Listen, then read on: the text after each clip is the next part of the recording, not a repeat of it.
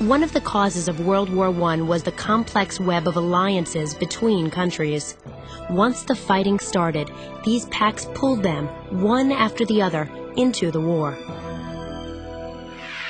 Have you ever made a pact with someone? Of course I've made a pact with someone, like my best friends, you know. Secrets.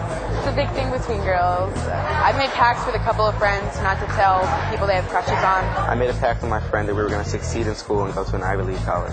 You have to sign the honor code for the school, and if you go back on your agreement with them, then they can kick you out. I have made a pact with my brother when we went to college that we wouldn't grow apart because I wouldn't be seeing him a lot. If I get all A's, I get a dirt bike.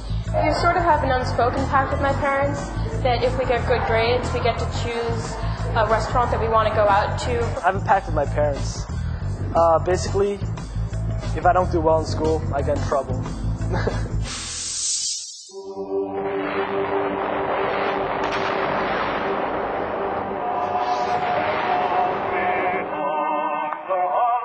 In 1914, Europe had been at peace for 40 years.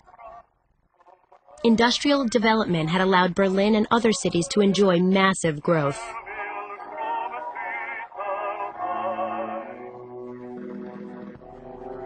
But economic rivalries, imperial competition, and rising nationalism were spreading across the continent, and militarism, the glorification of the military, was growing.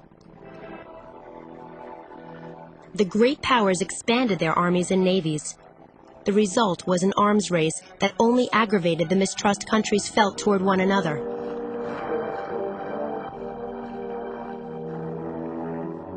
Distrust of each other led the great powers to sign treaties pledging to defend one another if they were ever attacked. These alliances were intended to create powerful combinations that no one would dare attack. Gradually, two huge alliances emerged: the Triple Alliance of Germany, Italy, and Austria-Hungary, and the Triple Entente of France, Russia, and Britain. The growth of these rival alliances increased international tensions even more. How did World War I start? These tensions erupted with the assassination of Archduke Francis Ferdinand of Austria during his visit to Serbia on June 28, 1914. Austria-Hungary declared war on Serbia. Because the alliances were in place, a chain reaction occurred, and the major powers began declaring war on one another. Germany invaded France through neutral Belgium. Because of this action, Britain joined forces with the French against Germany. The Western Front was born.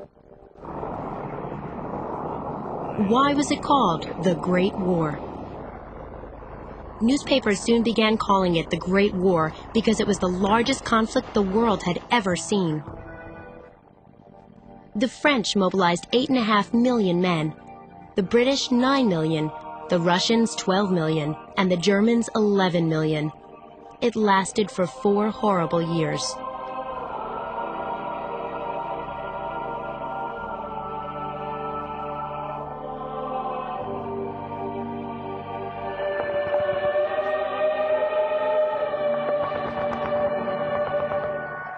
When the war started, people were full of enthusiasm and patriotism. Young men rushed to enlist, and crowds cheered them. But their enthusiasm was short-lived. This was a new kind of war, far deadlier than any fought before.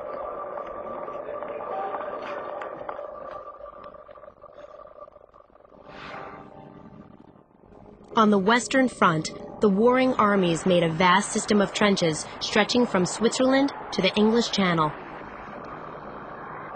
Between the enemy lines was no man's land, an empty stretch of ground filled with bomb craters and barbed wire where no soldier could survive. How did technology change the war? Military tactics had not changed for 100 years, but weapons had made the leap into the 20th century. There were new inventions like machine guns that could fire hundreds of bullets in a minute.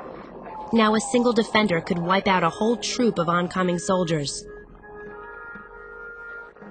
Artillery could bomb enemy encampments from miles away. The new factories back home could pump out new weapons at an unheard-of rate.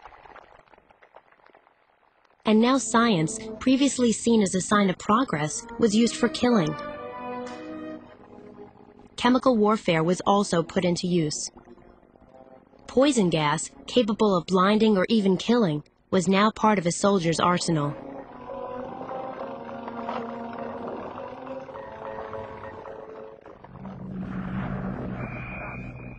What was life like in the trenches?